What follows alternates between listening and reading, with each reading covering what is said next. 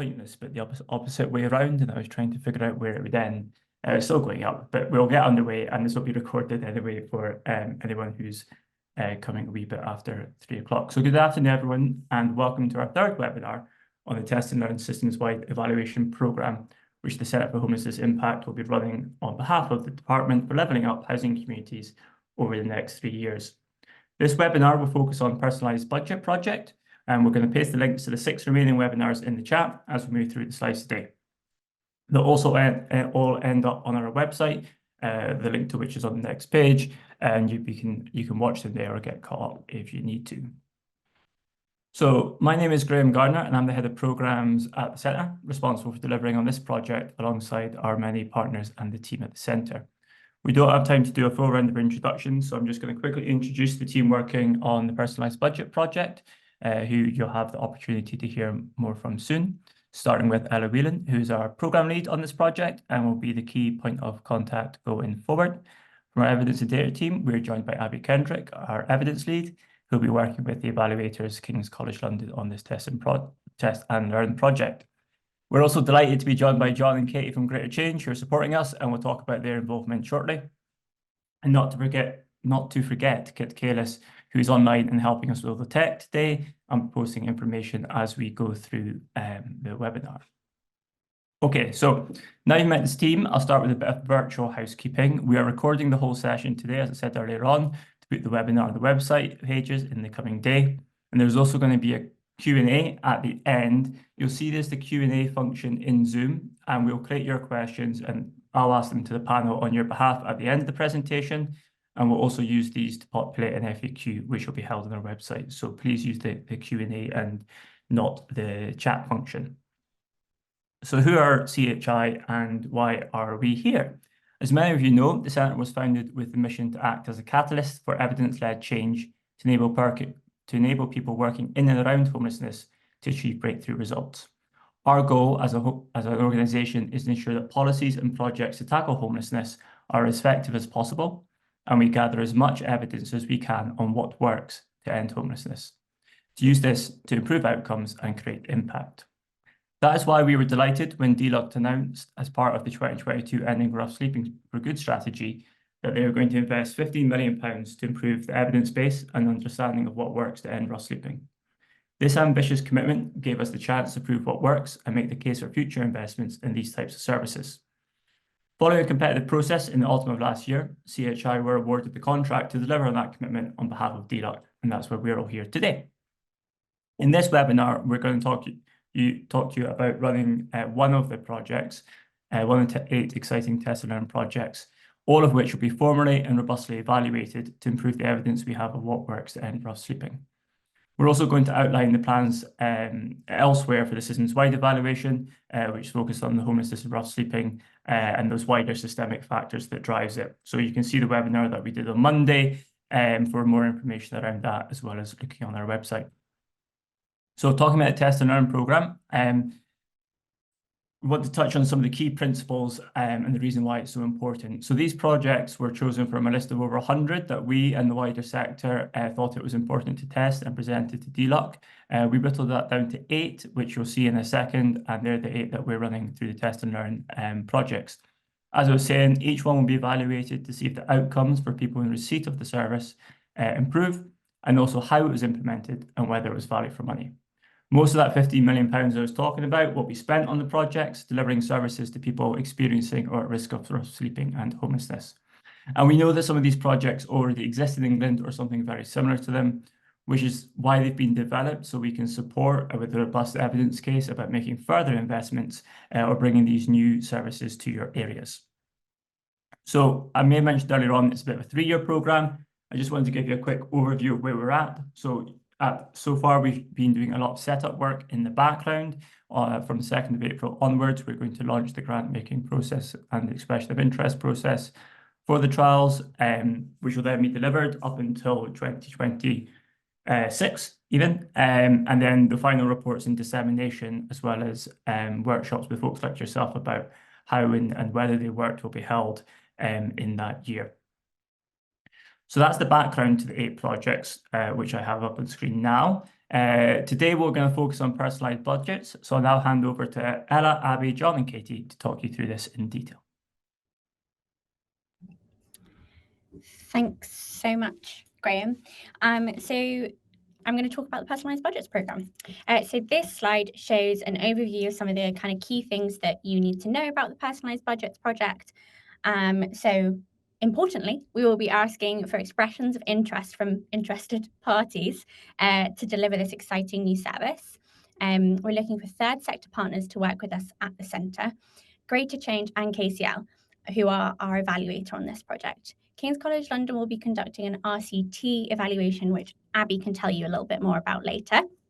And the kind of key dates I think that you'll want to know are that the 8th of April is when the portal for the expressions of interest applications will open on FlexiGrant, which I can tell you a little bit more about later.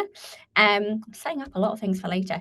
And we're expecting our setup phase to last approximately June until August, with delivery beginning between July and September and running until May next year.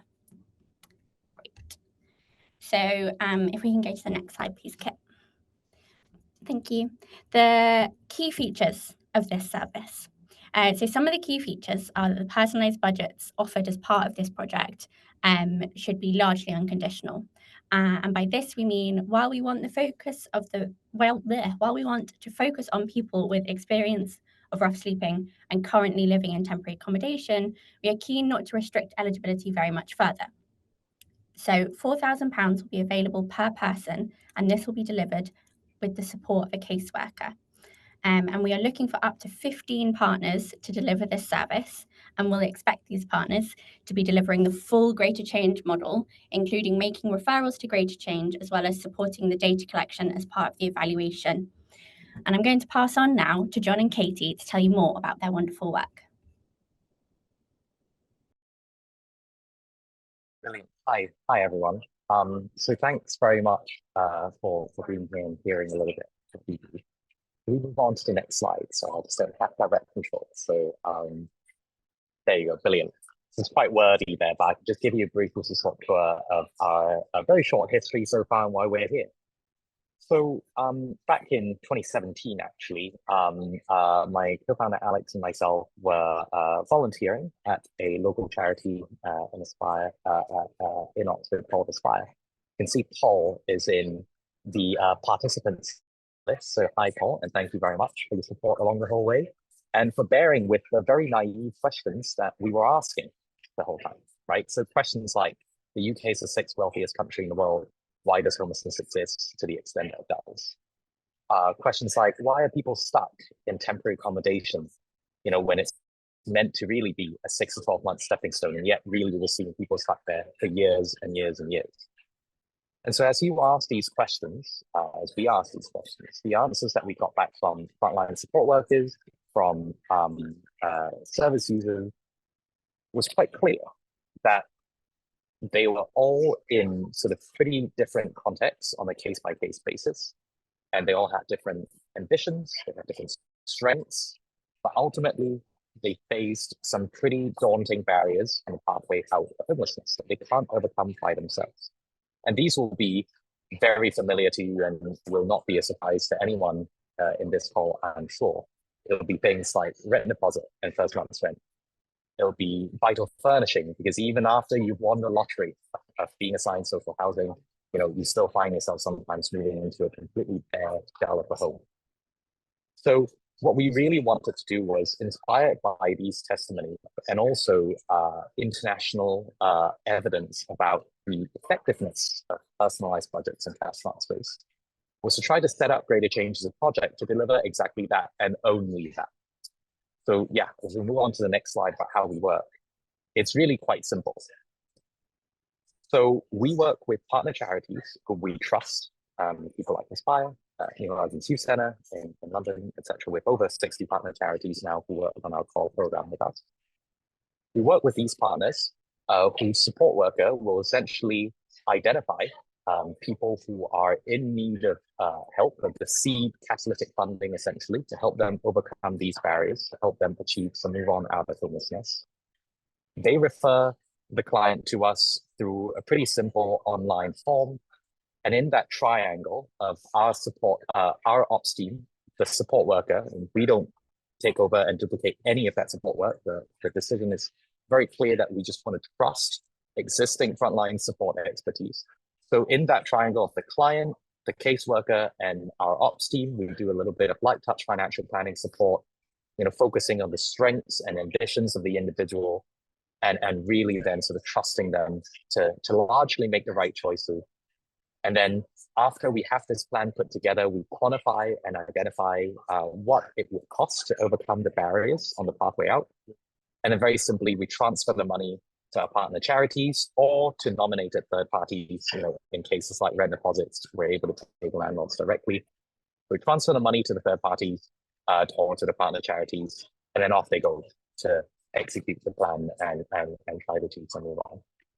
And if we move on to the next slide, I think the really important thing for us from the beginning was evidence. We really wanted to make sure that, actually we can skip this slide, we can go to the next one. But for us, it was really important at the start was to say that, look, we want to show that this works, and then we want to work ourselves out of a job, because we think that really the expertise exists out there to manage these personalized budgets. But in the meantime, before the government gives us that, we want to prove that it works and at scale as well. I'm very happy sitting in front of you today to say that, at the moment, our evidence, which is very basic, not the kind of high quality control trial work that we're about to undertake with Center for Homelessness Impact, suggests that actually a lot of the clients that we're supporting are maintaining and move on into stable housing, that by and large, and this is really at the heart of what we do, right? It's this belief that if you give people the dignity of choice, if you really let them decide what they need, they tend to make good choices because it's their lives on the line. So that's in brief what we do at Greater Change. We're very excited to be working on this project because we really think that this is the next step, right? This is how we achieve change. This is how we, are able to provide this sort of support, hopefully at scale in not too far into the future. So I'll leave it there for now and hand it back over to Ella and Abby. There's a case study there. I don't know if we're sending these slides around, but I'm sure you can read these on our website. And if you have any other questions, obviously get in touch with you. Yeah. Thank you so much, John. That was great to hear from you. So to reinforce, this model will be implemented with support from Greater Change. So if you were to be delivering this model, you'd work together with John and Katie and the team to make referrals, and they will support your work to plan how to spend the money and to make the payments. So as noted, we're looking for partners who either do not have any form of personalised budget form or who only deliver a small personalised budget. And you may be sitting there thinking of people who could benefit from this. So they need to be over 18 and have some experience of rough sleeping and currently be living in some kind of temporary accommodation. And within all of those definitions, we are going to try and take as broad a view as possible. So get in touch and we're happy to have a chat. Hop to the next slide, please. So to dive into what actually delivering this Greater Change model would look like, we expect the caseworkers to be working in collaboration with the eligible people to decide how the money would best be spent. As we said, this can be on anything even, from laptops to ice skates, whatever the thing that helps to take the next step out of homelessness is. And this work with the individual should last around 3 months approximately, and the caseworker should stay working with that individual throughout this period. We're expecting each partner or each organisation to generate approximately 50 referrals. So this is really important to consider before you put in your application. Can your service or your organisation do this? You've also got to be ready to share any relevant data and support data collection and consent procedures with Greater Change and with our evaluator, King's College London. We also recommend ensuring you have the full buy-in from senior executives in your organisation, as well as the finance team. As you can imagine, they will play a big part in the success of the project. So I'm going to hand over to Abby now to talk us through the evaluation.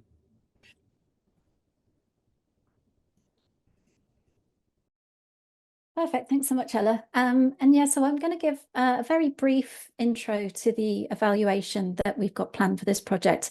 And we have got some other resources if you're interested in kind of looking at more of the technical detail.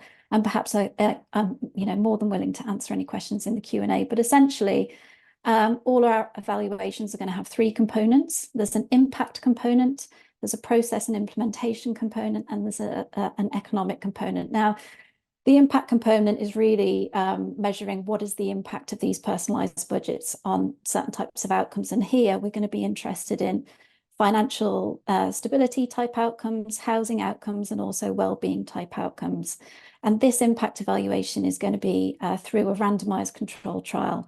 And so that's just something really important to bear in mind from the start. So we're looking for you to refer folks into the greater change model, but it's important to sort of to know at this stage that it is going to be a randomized control trial. So we'll have a group of folks who will receive the treatment or the personalized budget, but we also need a control group who'll follow us through the project as well. And I can talk a little bit more about what that means in the Q&A if you've got questions.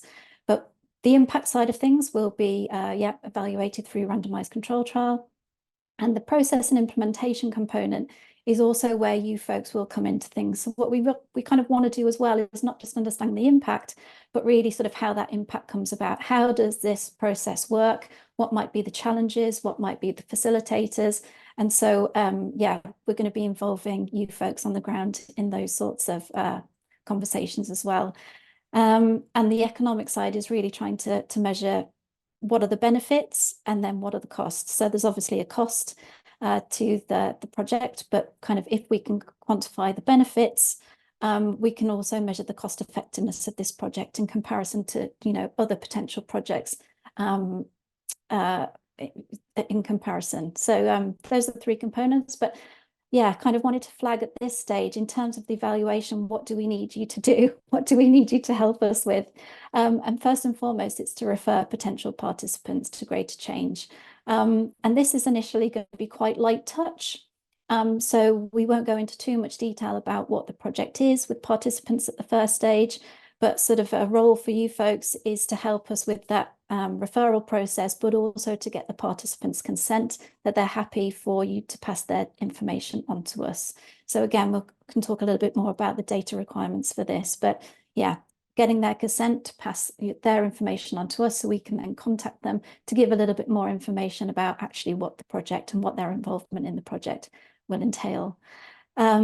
So ultimately, this is kind of the nitty-gritty of the project, but through the Greater Change model, you'll be helping participants with their actual budget planning, and there'll be some forms to fill out, but John can probably tell you a little bit more about this, but it's quick and painless. That's kind of the message that we can send about these before and after forms, and also help with facilitating data collection. And here, we are going to be recording outcomes via survey. So it'll be directly contacting participants before they enter into the project, and then also afterwards. So to try and identify the impact of this project on those particular outcomes.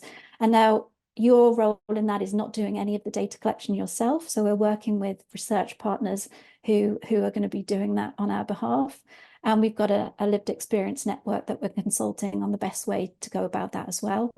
But there might be instances where, for instance, people are having a tricky time in responding. And so we might come to you as a first point of contact to sort of facilitate that data collection to make sure folks understand how to fill out the survey and sort of how to get in contact if they're having difficulties in that sense. But this is by no means sort of forcing people to take part if they don't want to, but it's more of a facilitating us in that data collection. So that's, the data collection itself is not on you. And then as I talked about the process and implementation aspect of things, we really want to learn about the process. How is this implemented and kind of what are the barriers and facilitators? So again, we'll sort of part of your role in this is to help us identify staff and people who've been involved in the process to really get your perspective on how the project has been rolled out in your area. So that's it from me. I know that was a bit of a whistle-stop tour of the evaluation, but happy to pick up questions in the Q&A And back to Ella. I think we're in for more whistle-stop tours, a whistle-stop tour of our grant-making process. So yeah, this is just a quick chart to map out the grant-making process. I won't linger too long on this, but basically the portal, our Flexi grant application will be open from the 8th of April, and you'll have around a month to submit your expression of interest, and that will then be assessed by myself, my colleagues at Greater Change, and our Grants and Evaluation Committee will have the final sign-off on any decision. So then if we can go to the next slide. Perfect, thank you. So FlexiGrant, I've said it a lot. What is it? Some of you may be familiar with FlexiGrant, and we're determined to keep it as simple as possible. But essentially, this is the kind of portal or website that you're going to use to make your applications. So this is what it'll look like when you open the link that we'll send you ready for the 8th of April. And we do ask that you register, but we do promise no spam. So if we can go to the next slide. And the one after. Thank you. So this is what you'll see when you've successfully registered. So they do need to, like when we register with most things, there's all that verification business, but it doesn't take very long, only about 30 seconds. Great. So that's just the kind of intro spiel that you'll see, letting you know about the Test and Learn program. And you can see that little start an application button there, which is shockingly how you start an application. So if we could hop to the next one. Great, thank you. So here's the exciting bit. So you can start the application using this start button as well. And you'll be able to see something similar when you log on, except you'll be looking for the one, if you choose to apply, that says Personalised Budgets. And when you go into the application form, we've made some key documents available to you that I'd like to just shine a spotlight on. So firstly is that subcontract agreement that you'll be asked to sign, as well as the head agreement between CHI and DLUC, which sets out some of the terms that we will have to follow so it kind of flows into your subcontract agreement. And we've also put the information policy there as it's referred to, in the contract. And finally, there will also be the service specification available for this particular project, as that contains lots of the key details that we've spoken about today, including things about how many referrals we're looking for and how we anticipate the service will be set up, and that kind of eligibility criteria again as well.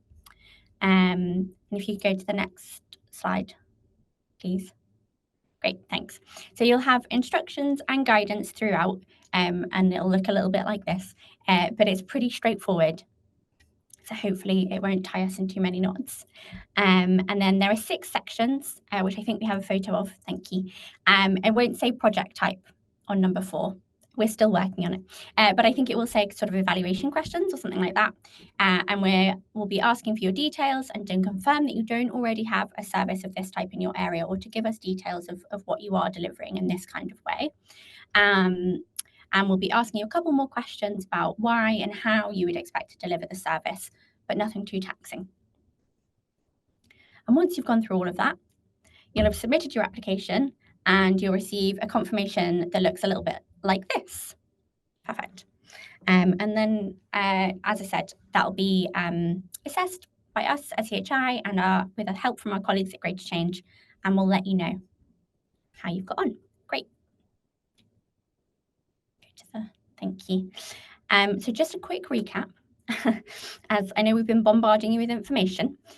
So we're looking for third sector partners to work with us at the centre, with Greater Change and with King's College London, our evaluator on this project.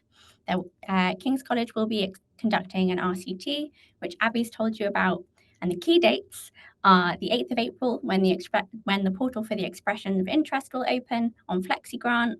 And we're expecting that setup phase, as you can see on the slide, to last sort of from June until August, September, and then that delivery to continue till May 2025. And then I think I'm handing over to you now, Graham.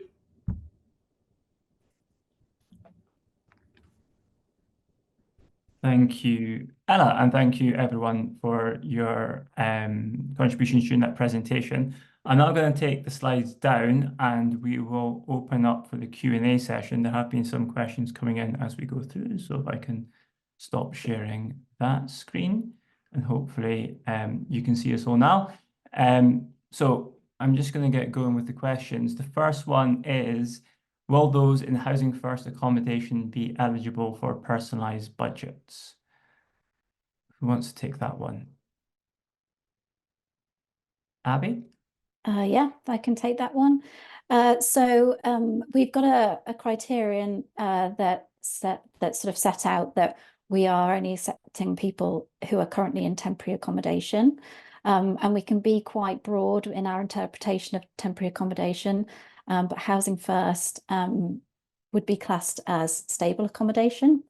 So Housing First folks, I'm afraid, wouldn't be eligible to participate, but we are being as flexible and as broad as we can in our interpretation of temporary. Thank you, Abby. Okay, next one is maybe for Ella. So can you please confirm if this project is only open to third sector partners, or can LA's local authorities, submit an expression of interest too? Thanks, Graham. Yeah, we are really keen to have those third sector organisations or charities applying. If you are a local authority and you are interested, we would encourage you to submit a partnership bid. So maybe work with some of the charities or third sector organisations in your area. Excellent, thank you. Just while we're mentioning local authorities, I think it's great to bear in mind, particularly if you're in the third sector, but do chat to your local authority if you're thinking about putting a bid in. It might be a good idea to let them know and have their support, because I think one of the things we're trying to do throughout the Test and Learn programme is, as we grow the evidence of support, is actually convince people who, yes, work in DLUC and in government, but also in local authorities and across the UK, about the worthiness of these projects. That's the point, that we're growing evidence to support local authorities, particularly local authorities commissioners in their future plans, know about the best forms of preventing or alleviating rough sleeping and homelessness. So I of course say that as a former local authority employee. I'll just declare my slight background there, but I think it's always great to involve your LA partners. Talking about local authorities, the next question is, we have two services in our local authority. One is a private rented deposit scheme to support people experiencing rough sleeping, homelessness into private rented accommodation. And the other is what we call personalisation, which we use to fund furniture, any personal bits, clothing, etc. Would you consider these two similar to allow us to submit a bid? So we don't have a set value per person in this case, e.g. the 4K, and it is as and when required. Don't know if Ella wants to go in there again. Yeah, sure. I think we would encourage you to submit a bid, and there'll be sort of different questions that you can answer to let us know a little bit more about the service that you're delivering. But I would definitely encourage you to submit a bid. Abby, did you want to add anything? Conscious that Yeah, no, absolutely. I think I was just going to say exactly what you said, Ella. So we appreciate there are lots of different types of programs that different delivery partners will already have in place, and so there'll be some questions on the expression of interest form that sort of ask about the situation and what kind of projects and programs that you currently run, and we'll take into consideration all the information in that form when we're making decisions. So yeah, as Ella said, I wouldn't discourage you from making an application if you're interested. Thank you. And just to kind of go for House, I don't know, John, if you've got experience of working with local authorities through your model, or indeed where they have similar or maybe smaller scale models, and maybe you could share some of your experience. Yeah, absolutely. I think generally speaking, most local authorities will usually have a discretionary housing payments fund, and we are quite happily able to work alongside the DHP program, essentially. I think the other thing to note is that I think there was actually anyway a question further down the line that's similar to this, Graham. I don't know if you want to wait until we get there about No, personalized on you housing go. budgets. But yeah, On you go. well, I was just going to say that essentially, yeah, we are very happy for the personalized budgets program, for this test and learn program to be used for a wide variety of things, not just for housing. So it can be pretty broad in terms of what it's going to be put towards. And again, a part of the point is letting the strengths and ambitions of the client, dictate and tell us, where we should be putting resources, right? So obviously with the financial planning support, you're very capable frontline caseworkers. Yeah. Thank you, John. Next question maybe for Ella and Abby again. So are people who are currently rough sleeping eligible? So again, the criterion is folks who are currently in temporary accommodation. And I appreciate this is a tricky one because we're also asking for participants who have some experience with rough sleeping. Again, I think if there's some way that we can kind of justify that someone's in temporary accommodation, I think it's worth the referral. And then we can go through the eligibility checks. But yeah, just to hammer home that there is that criterion, however flexible we can be, that they are currently in temporary accommodation. I think I would add that's the broadest definition of temp we could possibly give. So we don't mean just statutory temporary accommodation. We do mean any form of accommodation that someone may be in, that your service is supporting them there, or whether your service is delivering that as well. So we are, trying to keep it broad. One for yourself again, Abby, around RCTs. So is that to say a percentage of the referrals will be accepted but not given the personalised budget? Yeah, and this is an important part of the evaluation. In order for us to measure the impact of the personalised budgets on the outcomes we're interested in, so financial stability, well-being and housing outcomes, we need a control group to measure the impact against. Because lots of things are going to be going on in the general world. And so just sort of doing a before and after of folks that get the personalised budget won't necessarily tell us about the specific impact of the personalised budget, because lots of other things are going to be going on. So we need a control group to really capture those other things.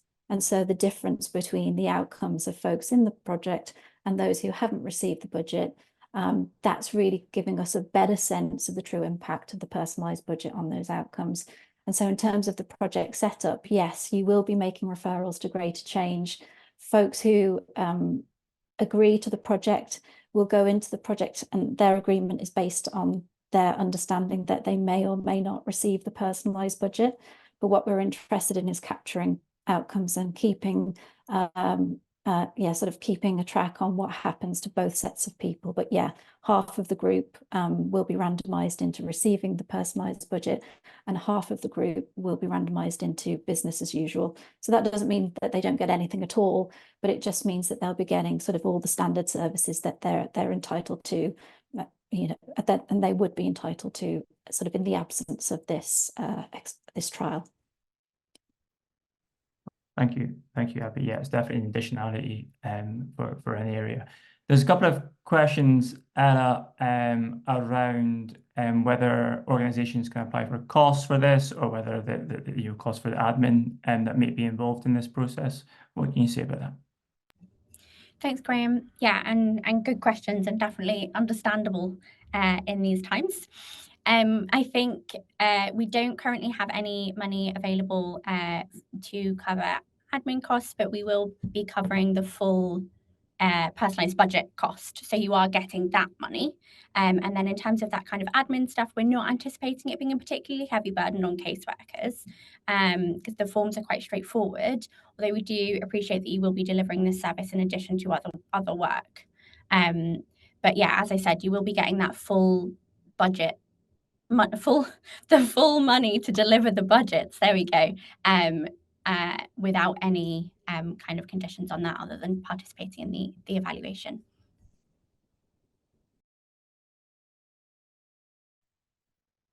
Thank you. So I was just trying to group a couple of the questions together because they're coming in numbers, but I'm maybe not quite managing to keep up. So this is a great problem to have. So apologies as I scroll up and down the screen. One again, Ella, you're looking for third-party partners to bid. Will they need or expected to have the support of their local authority leads to ensure there's no conflict with existing projects and meet council's strategic approaches? Great question.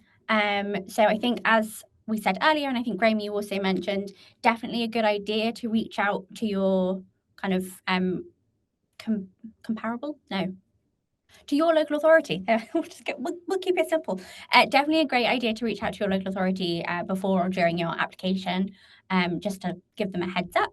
And we will accept partnership bids. If you want to apply like in conjunction with your local authority, then we'll also have a look at those as well.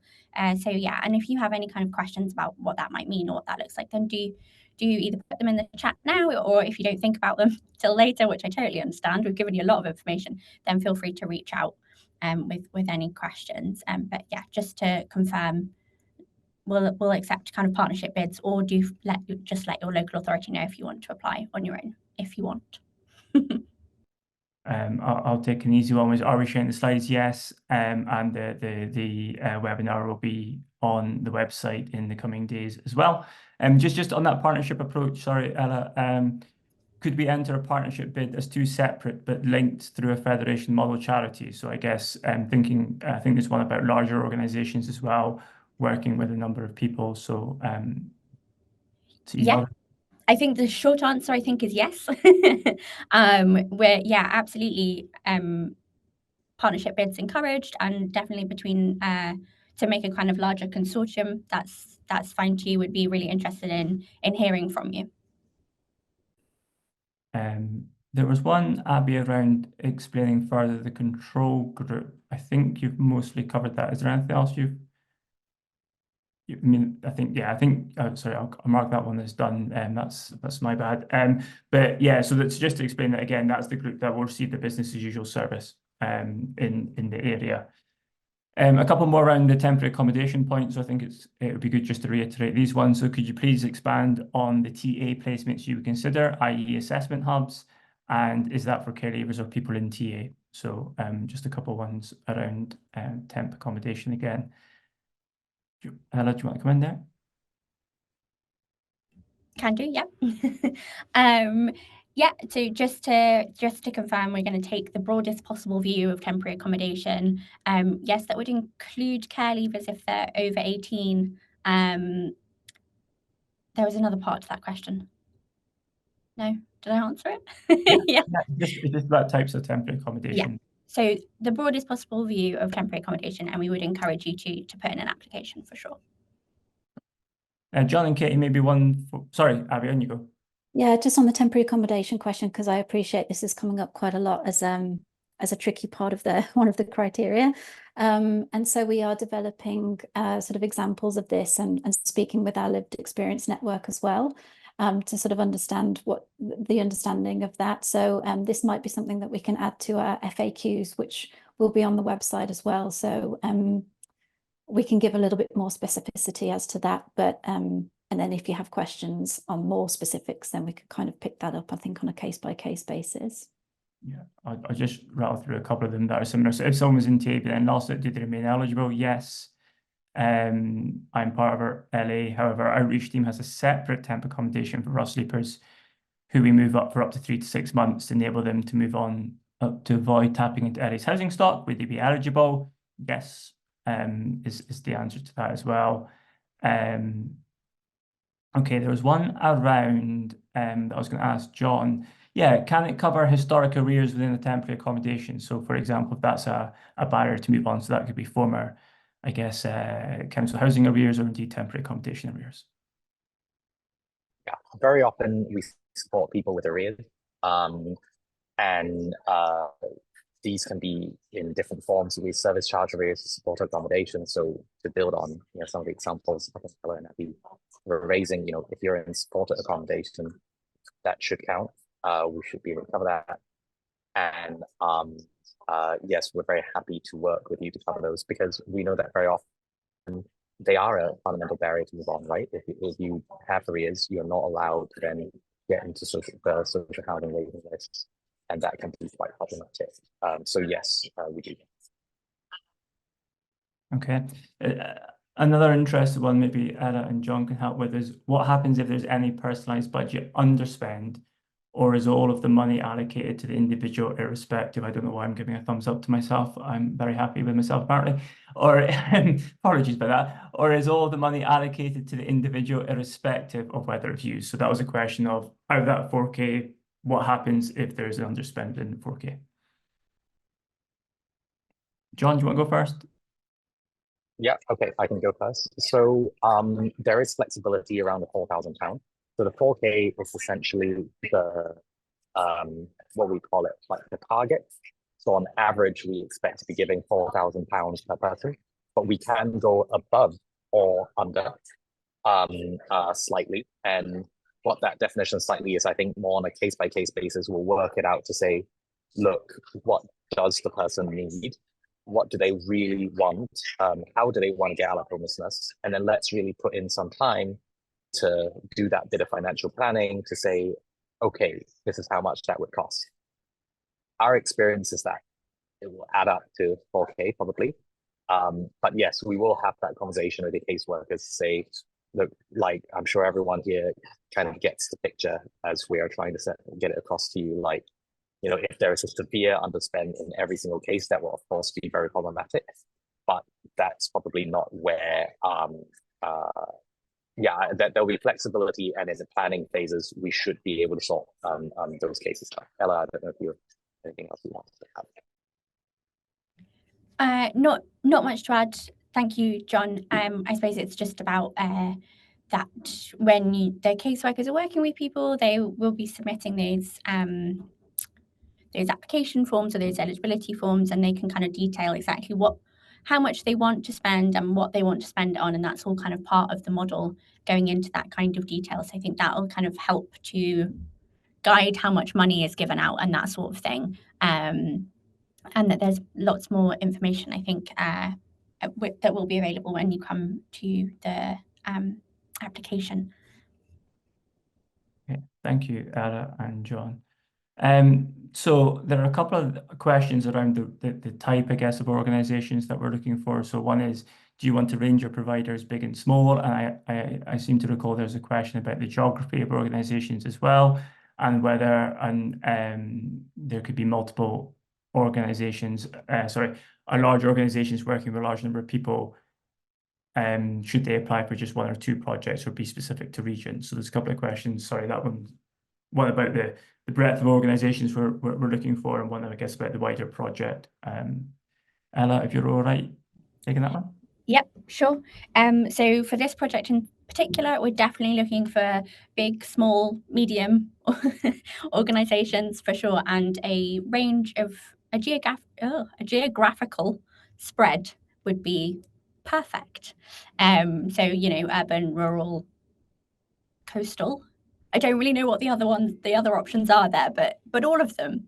And in terms of the kind of wider project, I think it would it's sort of on a kind of project by project basis in terms of that delivery of multiple projects within the same organization. I don't think we would encourage, but worth checking with your kind of network to see what they're interested in and that sort of thing. Graham, is there anything that you would like to add on that point particularly? Yeah, so the challenge around multiple projects is that we don't want to be looking at the same cohort of people essentially. So one of our projects is about data to prevent homelessness, and therefore we can view that project as quite different from a rough sleeping population or population in temporary accommodation. Where we'll get into difficulty is where we're trying to deliver service to the same people. And so that's what we are looking to avoid. And I guess through our grants and evaluation process, that's when we will be looking at the application. We will have got expressions of interest from organizations. What is the best organization to work with? And then we have to assess that against the evaluation criteria. So what are we looking for out of this study? And that is where we get into questions around the numbers, but also about the geographical spread that Ella was referring to there, as well as, well, hold on a second, there's 2 of our 8 projects happening in this area. is that actually going to be feasible or not? So we also don't want you guys to waste your efforts in putting in the bids as simple as we've tried to make it. So probably have a think about it, and you can reach out to us at programs@homelessness impact before the opening of the grant process if you want to chat around it as well. Was any consideration given to work with prison leavers who potentially will be homeless upon release from custody? Is a good question. I'm not sure if that's in relation to this project, in which case the answer is, again, if you've got experience of sleeping or if they're in a broad form of temporary accommodation, the answer is yes. In terms of the wider programme, I was saying there was over 100 co-created ideas that were put to DLUC through the feasibility stage. The feasibility report is actually available on their website now if you want to kind of look at the range of options. And all of those were brag rated about the feasibility of them, as well as getting the DLUC and ministerial approval to select the 8 that we are progressing with. So that was a bit about how they were selected. From the centre's point of view, we honestly think we can evaluate in this type of way using RCTs and other great methods that we're going with the 8 projects. Then that'd be great. We want to create the amount of evidence, increase the amount of evidence we have in the sector. So if it's not on this one, we certainly hope it will be one in the future, is the answer to that. Maybe, sorry, Anna, there's quite a few heading your way, so I'll try again. But some of the projects within my organisation are able to access a personalisation fund already. However, could our organisation still apply for these projects that don't have access to this? I think the answer is yes. I didn't fully follow the question, but we would definitely encourage you to submit an application. As I think we've mentioned, there will be a couple of questions in the application around what kind of service you already deliver. And I think especially if there are organisations that don't have access to that umbrella service, then definitely they would be eligible, as I understand it, given the information, to apply. Does that answer the question? Yeah. Great. So one for John. On the 4K point, is it a one-time ask for the person, i.e. 4K on arrears, or it can be used on several things over time? So in your experience, does someone might have 2K in arrears, an example, 1K in deposit, 1K on furniture? Sorry, did you want that to be answered by me? Yeah. Yeah, sorry, I didn't quite catch that. Yes. So the answer is yes, we can use it for a variety of things within one application. I think there were, a couple of questions about, can we use it for arrears? Can we use it to cover various aspects to move on? The answer is yes. And what they need for move on can be incredibly flexible. Again, that's kind of the point of a personalized budget, right? Is that we don't come in with a prefix idea of this is XYZ and it's only XYZ that you can spend money on. It could be anything at all under the sun as defined by the client's ambitions and the financial planning support that your caseworkers and we will provide. So yes, it can be a variety of things. I'll just make a note here to say that obviously there will be a desire, and this applies for our core program as well as for Test and Learn, to make sure that money isn't just sitting in the bank account for long periods of time. Like, we should be spending these ASAP. So it can be for a variety of things. It doesn't have to be all in the exact same day, but we would want this to be deployed within a reasonable period of time, right? So yeah, I hope that makes sense and answers your question. Thanks, John. One for Abby. Is it ethical to withhold a benefit from some and not others in the same cohort for the purpose of research? It's a good question, and it's one that we all grapple with as researchers in this field. I'm going to answer and say yes, and I think there's sort of a number of reasons why I would say yes. And so, sort of the biggest driver for all of these projects is really that we don't really know what works, and if we know what might work, we don't have robust enough evidence to say it works. And also, among all of the different programs that we might test, we're not really sure kind of what might work best. And so kind of in this sort of picture of uncertainty, we need to test stuff. And a way to test stuff is through a randomized control trial. And I think also sort of on the other side, we're not taking anything away from anybody. So everyone's still going to get a great level of support. It's just that there's going to be a group of folks for whom they're involved in the treatment side and get a certain type of service. In this case, it's a £4,000 personalised budget. And ethics process-wise, so we're working with King's College London, who have a very stringent ethics process. So all of our decision-making and all of the evaluation side of things will go through a scrutiny through that process. But fundamentally, we need to do these types of research projects in order to make the case, to make the investment case.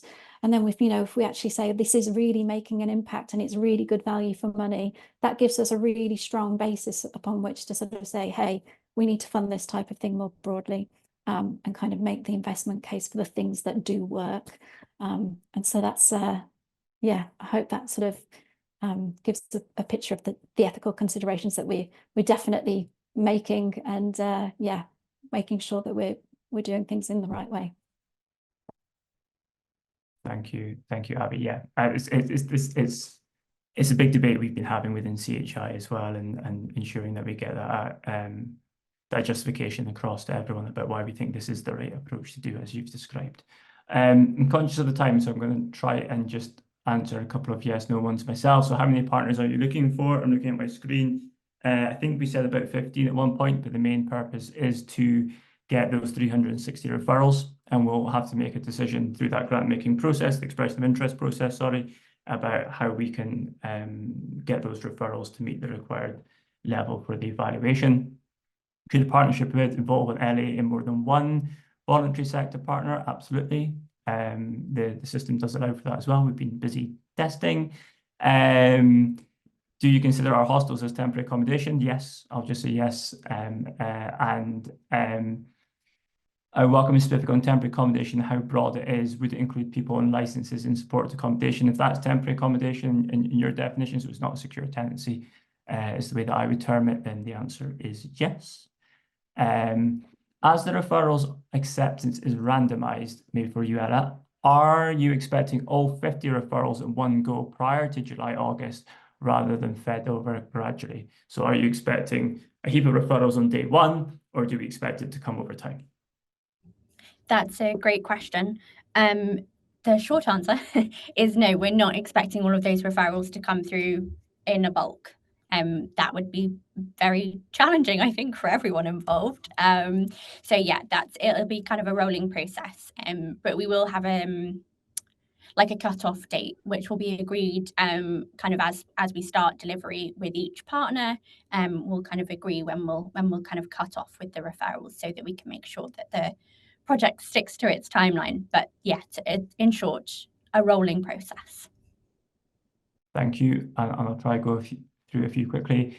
Can third sector organisation be a service that's commissioned by the LA under RSI, so the Russell Sleeping Initiative, to deliver Russell Sleeping support outreach? Yep, absolutely. Sounds good. Is housing first class to stable accommodation? Yes. Does the same apply for medium support hostel accommodation? So I would say hostel accommodation is not, but housing first we'd expect to be permanent accommodation in line with that model. Ella, maybe when accepted as a partner, how long will it take for a decision to be made if someone is accepted, and how long between planning budget and being paid the money? So I guess that's around the setup. How long do we anticipate that will take? Yeah, good question. So the first part of that was about the decision kind of process, I think. Is that right? Yeah. So the application process will be open for about a month, and then we'll have, I think, a couple of weeks between 2 or 3 weeks, and then we'll be letting you know. So it's not a super long process. So hopefully that'll go quite quickly for you. And then in terms of that delivery of the money, I think we would expect the referral to be made and accepted, etc., to Greater Change, and then the money will be transferred as soon as possible over to the relevant kind of bank account to be spent by the caseworker. And John, maybe you can help with these two. Could it be used to benefit shortfall whilst in employment, while in temporary accommodation? And what if someone leaves the service? Does the money need to be returned, or can it be reallocated? Yeah, so we usually ask that the money is returned if someone leaves the service before it can be spent. And if you wanted to reallocate, we'll ask you to put in another referral for a different client. In the particular case of Test and Learn, I think I'm going to have to pass on to Ella and Abby to answer that question. But before I do that, I'll also answer the other question, which was, sorry, what was it again? I've Sorry, listed it for my set of questions. There's one about employment, the gap between employment. That's right, shortfall during employment. Yeah, that's fine. And so essentially, what I would say is the real test of whether or not someone may be referred to our program is whether there is some kind of plan towards sustainability for the individual. And that's really the only real criteria. And the really important caveat of that particular point as well is actually that, we don't demand guarantees of success. So very often we have been, especially because the LHA rates have been frozen until 2 weeks time, I guess. We know that it's very, very difficult to source housing that you can afford with income. And really what often people need is 6 to 9 months, covering a shortfall, maybe it's 100, 200 pounds a month until they can hopefully find a way to increase their income. And I think as long as there is a legitimate chance of that happening, we're very happy to go for it. Because, if we demand that, there must be a guaranteed 100% chance of success, it will help no one, right? It will help like 10 people a year. And that's not the point of a personalized budget. The spirit of it is really to take a chance and help to catalyze, move on, or prevent homelessness. So yeah, hopefully that covers that question. Thank you, John. I'm very appreciative of the time. I'm hoping our host won't just cut us off at 4 o'clock, Kit. But we will try to get through these questions if folk are able to stay on. So can you put in multiple expressions, your own third sector but also in partnership to increase opportunities of accessing? Technically, yes. Like, again, we don't want people to waste their time, I would say. So ideally, you would put in one because we're going to have to make a decision at some point about the number of areas that are successful, and we need that to be a spread across England, as Ella was describing earlier on about that rural, urban, coastal, metropolitan, etc. So we are going to have to do that for the evaluation process. So that's again about how this works in practice. And if we just chose one area of England, we wouldn't be able to get the learning that we want to provide you sort of evidence going forward in your decisions. One maybe for Abby, Ari, the ethical question: how do we stop those who don't get the benefit or who aren't in the treatment group, I think it's called, getting the same from another route? So in terms of this project, because we are the gatekeepers for the whole project, we'll know who's coming through the referral process.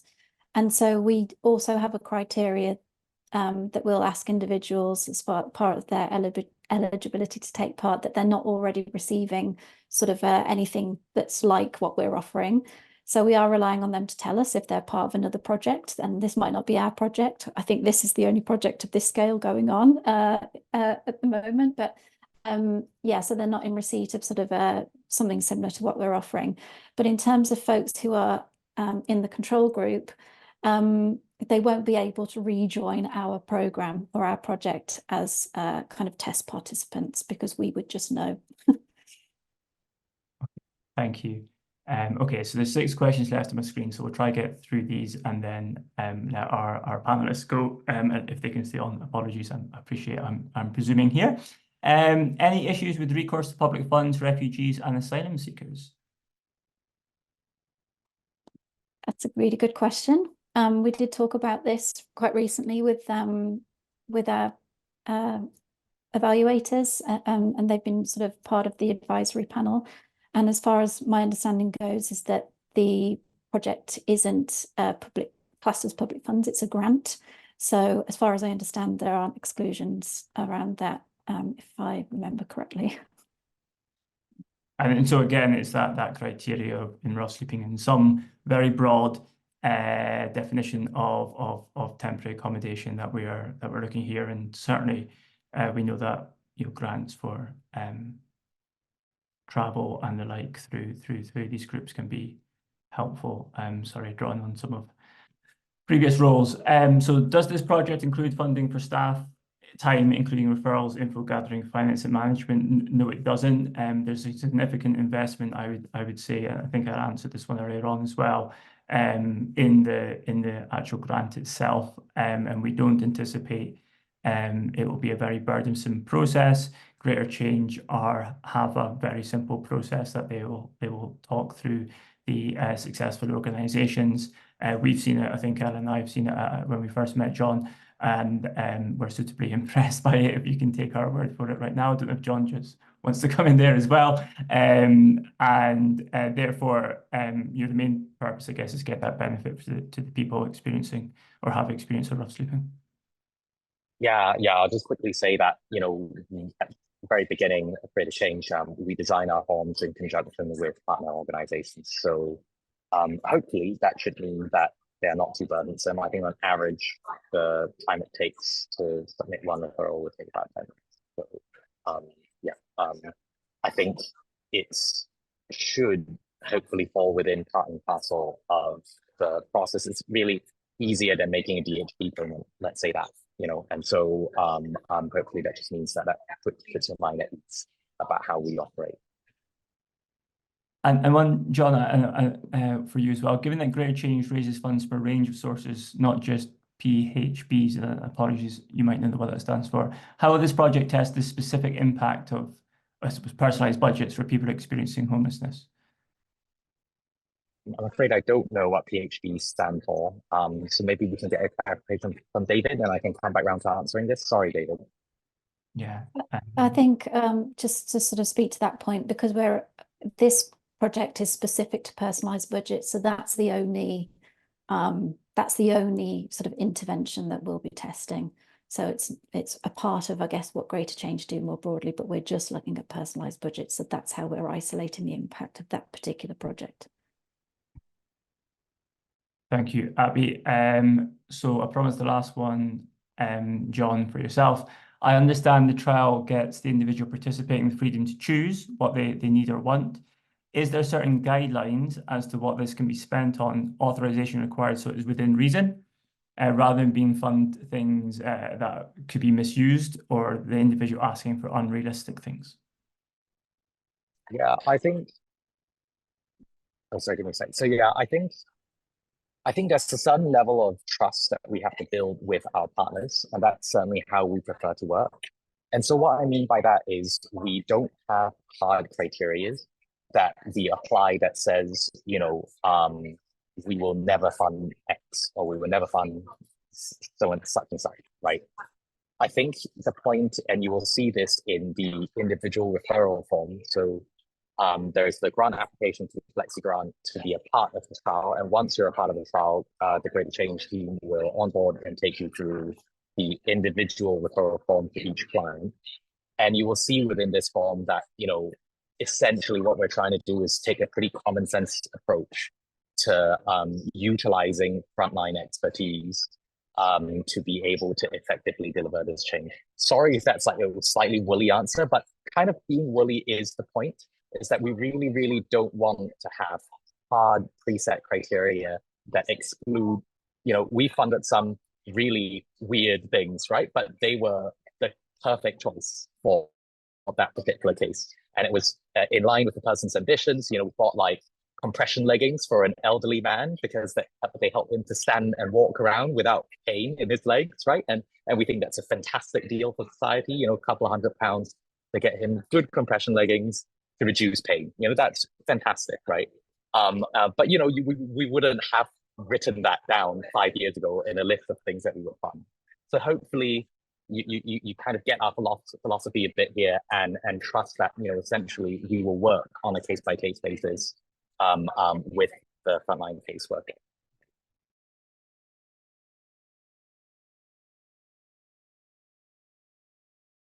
At least it took me after 4 o'clock to start talking while on mute. So the final question is, Is the personal budget for single individuals, or is it to be extended to families living in temp accommodation? Ella or Abby, who's... Abby was quicker on the button. Oh, I can take that one, yeah. It's okay. So we are going to be sort of randomizing on an individual basis. And we are going to say, well, one of the criteria is that we'll only have one participant per household. So we won't accept 2 participants who are a family. So yeah, we will randomize on an individual basis. Okay, thanking you. So there's one, we'll go for the last question. What if the client halfway through decides they want to change their budget plan? John, has that happened in the past? I said they didn't come back in Yeah. there. Yeah, it does happen, and that's fine. Basically, very happy to work with you on that. Yeah. Okay, excellent. There's a further question there about the resources. So again, I think we've answered that. And if David wants to get in contact with us, we'll try and answer his question as well. In the future, there'll be an FAQs that is posted on our website. So thank you for staying with us. I hope that was worth the extra 7 minutes to get through some of those questions and hear from John, Ella, Abby, and thank you to Katie as well. We will be opening the grant making process. He's going to quickly change screen on the 8th of April. You will see an email coming out to you if you're registered to follow the project. If you're not, please go to the Homelessness Impact website, and then you'll be able to go to the Test and Learn page and find the personalised budget and follow there. This copy of this webinar will be posted up there as well. So thank you for taking your time. I hope to hear from you through the FlexiGrant program, and we'll also be having further sessions about this once we've appointed some partner providers, and we're doing it across England. So thank you for your time, everyone. Thanks for coming, everyone. Thank you.